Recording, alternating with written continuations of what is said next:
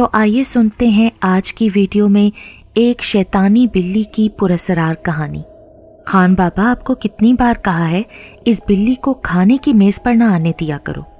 ارسل نے قدرے غصے سے کہا تو گلاب خان بولا، صاحب آئندہ شکایت نہ ہوگی، اور ہاں اس کو کسی اور جگہ چھوڑ کر آؤ، دور کہیں۔ ارسل صاحب، میں تو اسے گرین ٹاؤن سے باہر چھوڑ آیا تھا، لیکن یہ میرے آنے سے پہلے ہی گھر پہنچ گئی۔ اف خدایا، تم بھی ایک کام ڈھنگ سے نہیں کر سکتے، ارسل جھلا کر بولا۔ اس سے پہلے کہ گلاب خان کچھ بولتا، وہ بلی گھر سے باہر لان میں آئی اور ارسل کی گاڑی کی سیٹ کو اپنے ناخنوں سے کھرچنا شروع کر دیا، جس سے اس کی سیٹ پھٹ گئی اور وہ گاڑی کا نقصان کر کے مزے سے باہر نکل گئی۔ نائلہ، میں آفس جا رہا ہوں، بائے سویٹ ہارٹ، ارسل نے آواز لگائی۔ اوکے، لنچ کر لینا یاد سے، نائلہ نے پاس آ کر کہا۔ یار پلیز، مجھ سے نہیں کیا جاتا لنچ، میں تنگ آ گیا ہوں تمہارے ڈائٹ فوڈ سے۔ دیکھو ارسل، میں تمہاری صحت کے لیے ہی ابلا ہوا اور ہیلدی کھانا رکھتی ہوں، پتہ ہے نا، چٹپٹا اور مسالے دار کھانا کھا کر تمہاری طبیعت بگڑ جاتی ہے۔ اوکے، میں کر لوں گا لنچ، لاؤ ٹفن باکس، مجھے تو دیر ہو رہی ہے، ارسل نے کہا، اور جیسے ہی لان میں آ کر اس نے گاڑی کا شیشہ کھولا تو سیٹ کا یہ حال دیکھ کر حیران رہ گیا۔ اسے شدید غصہ آیا۔ اچانک اس کی نظر بائیں طرف بیٹھی ہوئی اس کالی بلی پر پڑی جو کہ اسے گھور رہی تھی، جیسے بدلہ لینے کے بعد دل ہی دل میں اپنی فتح کا اعلان کر رہی ہو۔ ارسل کو غصے کے مارے کچھ نہیں سوجا، اس نے پاس پڑا ہوا پتھر کا ٹکڑا اٹھایا اور زور سے بلی پر پھینک دیا، جو بلی کی ٹانگ پر لگا اور وہ گراتی ہوئی وہاں سے بھاگ گئی۔ ارسل ایک قابل نوجوان تھا اور ملک کی ایک ملٹی نیشنل کمپنی میں اعلیٰ عہدے پر فائز تھا۔ ماں باپ تو اس کے تھے نہیں، بچپن میں انتقال ہو چکا تھا، وہ اس دنیا میں اکیلا تھا، اس لیے اسے بچپن بخوبی یاد تھا کہ کس طرح وہ اکیلا ہر مصیبت اور پریشانی سے لڑ کر جوان ہوا تھا۔ وہ اپنے ماں باپ کو بہت یاد کرتا تھا، ان کی والہانہ محبت اور یادیں اس کے لیے ہوا کے تازہ جھونکے سے کم نہیں تھیں۔ اکیلے پن اور ماں باپ کے بچھڑنے کے غم نے اسے بے حد حساس بنا دیا تھا، اور وہ ایک مشین کی طرز کی زندگی بسر کر رہا تھا۔ اس کی پرورش گلاب خان نے کی تھی، جو کہ اس کے باپ کا خاص ملازم تھا۔ وقت کا پہیہ گھومتا رہا اور وہ سول انجینئرنگ کر کے ایک ملٹی نیشنل کمپنی میں مینیجر کی حیثیت سے خدمات سر انجام دینے لگا۔ انہی دنوں اس کی دوستی اس کی کولیگ نائلہ نامی ایک لڑکی سے ہوئی۔ ان کی دوستی پروان چڑھتی رہی۔ نائلہ کا اس کی زندگی میں آنا تھا کہ جیسے بہار آ گئی ہو۔ وہ اپنی ہر بات اس کے ساتھ شیئر کرنے لگا۔ ارسل کو لگتا تھا کہ نائلہ کے آنے سے وہ مکمل ہو گیا ہے۔ کب ان کی دوستی پیار میں بدل گئی پتہ ہی نہیں چلا، اور پھر جلد ہی ان کی شادی ہو گئی۔ شادی کے بعد ان کی زندگی خوشگوار انداز میں اپنی ڈگر پر چلنے لگی۔ سب ٹھیک ٹھاک چلتا رہا۔ ارسل کو گوارا نہیں تھا کہ اس کی بیوی جاب کرے، یوں اس نے فیصلہ کیا کہ نائلہ تم گھر سنبھالنا، جبکہ باہر کے کام کرنا مرد کا کام ہوتا ہے، عورت گھر سنبھالتی ہے۔ نائلہ بھی اس کی خوشی میں خوش تھی۔ ارسل نے گھر آ کر ٹائی اتارتے ہوئے نائلہ سے کہا، آج میں بہت خوش ہوں۔ کیا راز ہے جناب کی خوشی کا؟ بس سرپرائز ہے تمہارے لیے۔ اف، ایک تو تم اور تمہارے سرپرائزز۔ اچھا آنکھیں بند کرو۔ ارسل کے کہنے پر نائلہ نے آنکھیں بند کر لیں۔ اب آنکھیں کھولو، ارسل نے کہا تو نائلہ نے آنکھیں کھول لیں۔ ارسل کے ہاتھوں میں گاڑی کی چابی تھی۔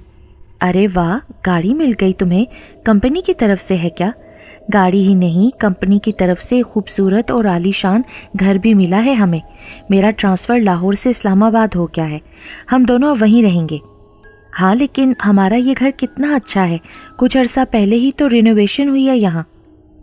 لیکن ملازمت کے ساتھ چلنا پڑتا ہے نا، اب ہمیں اسلام آباد جانا ہوگا۔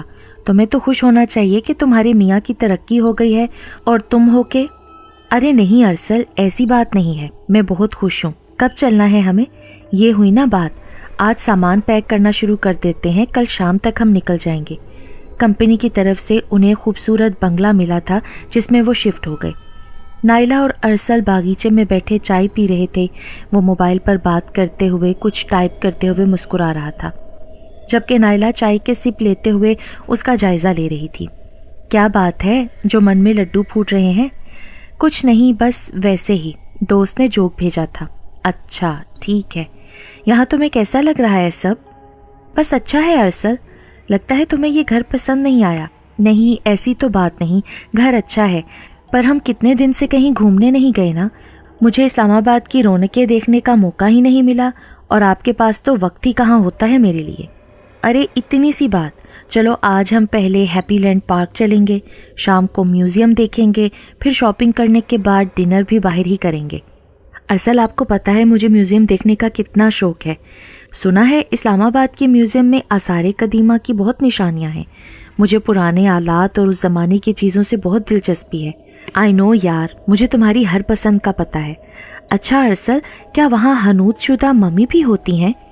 अरे हम पाकिस्तान में रहते हैं, कभी मिस्र गए तो तुम्हें हनूत शुदा मम्मियाँ दिखाऊंगा। वहाँ ये मत कह देना कि मुझे ये मम्मी पसंद आ गई है, इसे घर ले चलें। वेरी फ़नी, मुझे सिर्फ देखने की हद तक शौक़ है, वो भी शीशे के पीछे से। मुझे बहुत डर लगता है मम्मी से। चलो मैं तैयार होकर आती हूँ। अब तो खुश होना तुम मुझसे?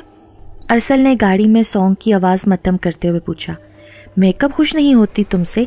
हाँ, आज बहुत मज़ा आया। हम कितनी जगह घूमे हैं ना। दोनों बातें करते हुए खुशगवार मूड में घर की तरफ जा रहे थे कि अचानक अरसल ने गाड़ी को ब्रेक लगाई और गाड़ी एक चरचराहट की आवाज़ के साथ रह गई। क्या हुआ? गाड़ी क्यों रोक दी आपने? वो सामने लगता है कोई चीज़ आ गई थी। कहाँ? मुझे तो कोई चीज़ नज़र नहीं आई। यार, मैंने एक काली बिल्ली को देखा था।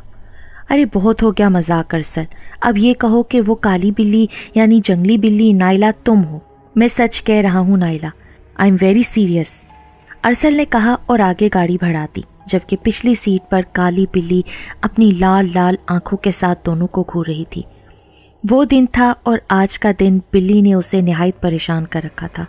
अरसल ने अपनी गाड़ी की सीट को देखा जो कि खुरच दी गई थी। उसे बहुत गुस्सा आया और पत्थर का टुकड़ा उठाकर बिल्ली को दे मारा, जो कि उसकी टांग पर लगा और वो गुर्राते हुए भाग गई। उसी रात जब सब सो रहे थे, बिल्ली अरसल के बेड पर आ गई और उसके चेहरे पर अपने नाखून मारने लगी। अरसल चिल्ला उठा। नाइला भी हड़बड़ाकर उठ बैठी। जब उन्होंने बिल्ली को देखा तो अरसल ने दूसरे कमरे में जाकर गुलाब खान को आवाज़ दी। खान बाबा, आपको एक काम कहा था, वो भी नहीं कर सके आप। लगता है आपकी उम्र ज़्यादा हो गई है, याददाश्त कमज़ोर हो गई है आपकी। क्या हुआ छोटे सेठ जी? वो मनहूस बिल्ली अभी तक घर में है। साहब जी, मैं उसे छोड़ कर आया था कहीं, वो फिर से आ गई है क्या? मुझे नहीं पता। कल अगर बिल्ली इस घर में देखी तो तुम्हारा आखिरी दिन होगा इस घर में। आप फिक्र ना करो सेठ जी, मैं वादा करता हूँ कल बिल्ली आपको कहीं नज़र नहीं आएगी।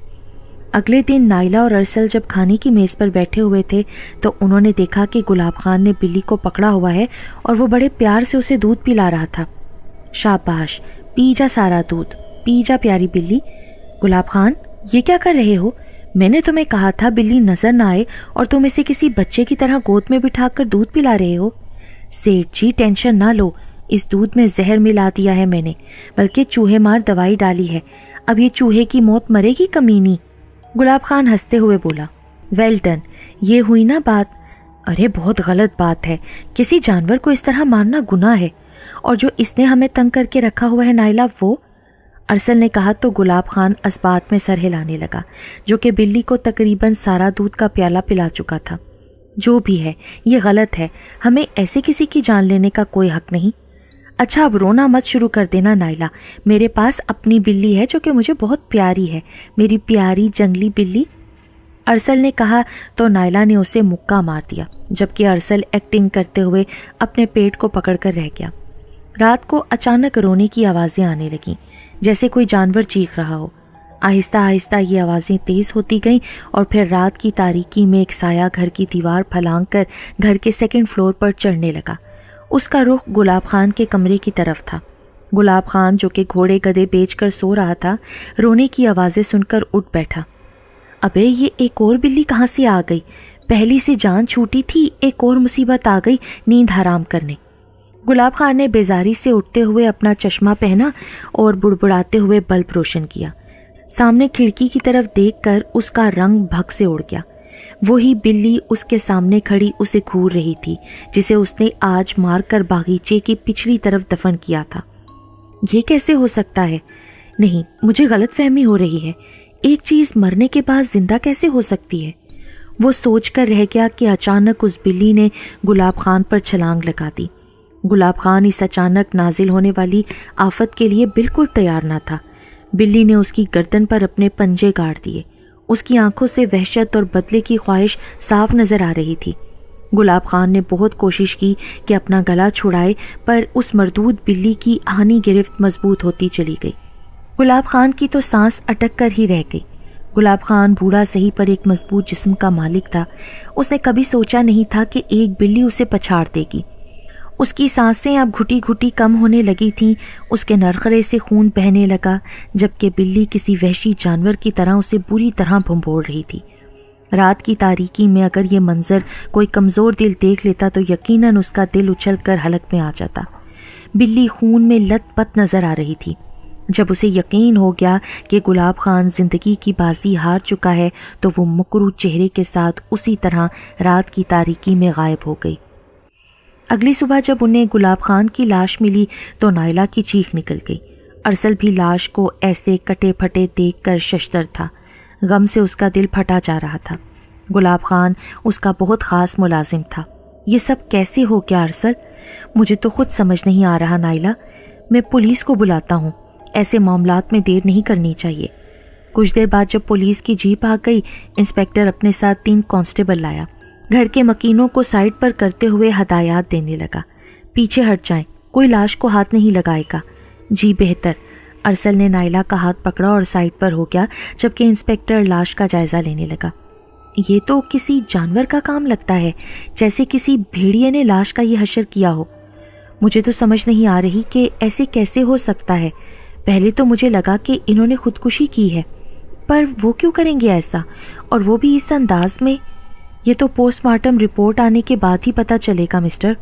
آپ دونوں کو بھی ہمارے ساتھ پولیس اسٹیشن چلنا ہوگا۔ سرد رات اور اوپر سے دھند نے ہر چیز کو اپنی لپیٹ میں لے رکھا تھا۔ رات کے پچھلے پہر نائلہ کو پیاس لگی تو وہ پانی پینے کے لیے اٹھی۔ کچن میں جا کر اس نے دیکھا کہ وہی بلی فرش پر بیٹھی ہوئی تھی۔ اسے دیکھ کر غرانا شروع کر دیا۔ ابھی تک اس کے دانتوں پر خون لگا ہوا تھا۔ رات کی تاریکی میں وہ بہت بھیانک لگ رہی تھی۔ یہ منظر دیکھ کر نائلہ کے رونگٹے کھڑے ہو گئے۔ اسے یقین ہو گیا تھا کہ یہ بلی کی بدرو ہے جسے گزشتہ دنوں دودھ میں زہر ملا کر مار دیا گیا تھا۔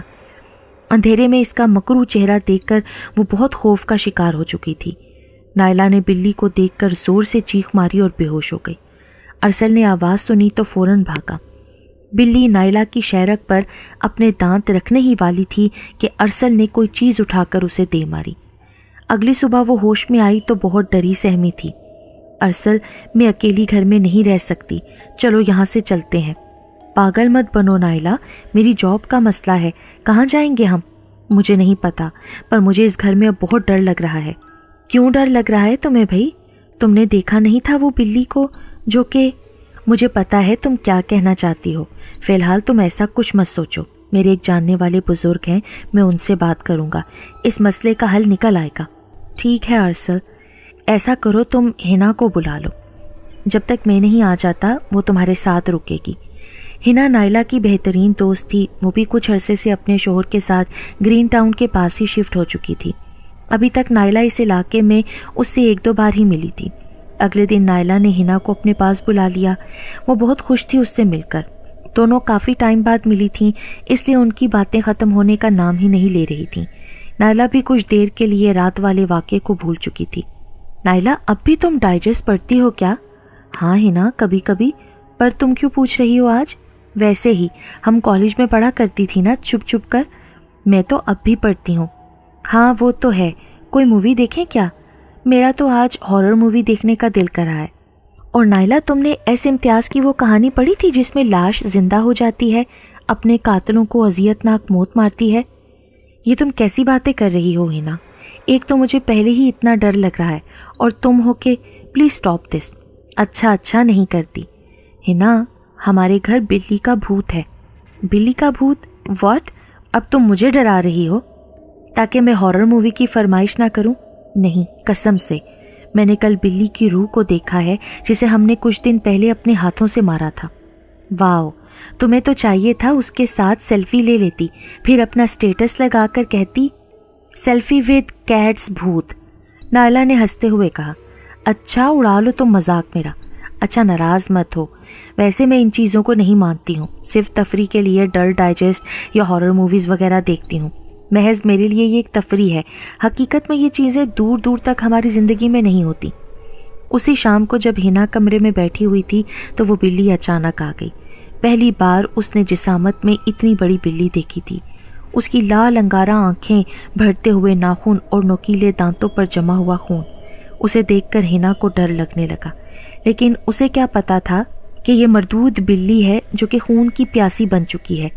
بلی آہستہ آہستہ قریب آتی گئی۔ ہنا نے اسے بھگانے کی کوشش کی پر بلی نے چھلانگ لگائی اور اس کی کلائی پر کاٹ لیا۔ خون کا فوارہ نکل پڑا۔ ہنا زور سے چلائی۔ اس کی چیخ سن کر نائلہ نے دروازہ پیٹنا شروع کر دیا پر وہ اندر سے بند تھا۔ کچھ دیر بعد دروازہ خود ہی کھل گیا۔ نائلہ اندر داخل ہوئی تو اس کے اوسان خطا ہو گئے۔ پوری بیڈ شیٹ خون سے بھری ہوئی تھی اور ہنا کے ساتھ بھی گلاب خان جیسا حشر ہوا تھا۔ وہ بلی ابھی بھی وہاں بیٹھی غرا رہی تھی۔ نائلہ گرتی پڑتی بھاگنے لگی لیکن وہ شیطانی بلی اس کے سر پر پہنچ چکی تھی۔ جیسے ہی نائلہ نے بے اختیار آیت الکرسی کا ورد شروع کیا تو وہ مردود بلی یکدم غائب ہو گئی۔ اس واقعے کے بعد تو کافی خوف و ہراس پھیل چکا تھا۔ پولیس ایک بار پھر سے ناکام ٹھہری تھی۔ پولیس کی تفتیش کے مطابق کسی بھیڑیے نے اس کا گلا کاٹا تھا۔ ارسل کے بیان کے مطابق یہ واقعات تب سے ہو رہے تھے جب سے انہوں نے بلی کو مارا تھا۔ اس کے بعد پولیس نے رسمی کارروائی کے طور پر اس جگہ کی کھدائی کی تو بلی کی ہڈیوں کا پنجرہ ملا۔ یوں اس کیس کی گتھی سلجھانے میں بھی پولیس ناکام رہی اور کچھ دن بعد سب اس چیز کو بھول گئے۔ ارسل اور نائلہ اب سب سمجھ چکے تھے اگر وہاں ٹھہرے تو جان سے ہاتھ دھونا پڑے گا۔ جیتی جاگتی کسی چیز سے لڑائی تو ممکن ہے پر وہ اس مردود بلی کا کچھ نہیں کر سکتے۔ بے شک دونوں نے غازی شاہ کے دربار سے تعویذ لے کر گلے میں ڈال لیے تھے، وہ بلی ان کا کچھ نہیں کر سکتی تھی پر انہیں اکثر ڈراتی رہتی تھی۔ اس لیے ارسل نے اپنا ٹرانسفر واپس دوسرے شہر میں کروا لیا اور اس خوفناک شیطانی بلی سے جان محفوظ کر لی۔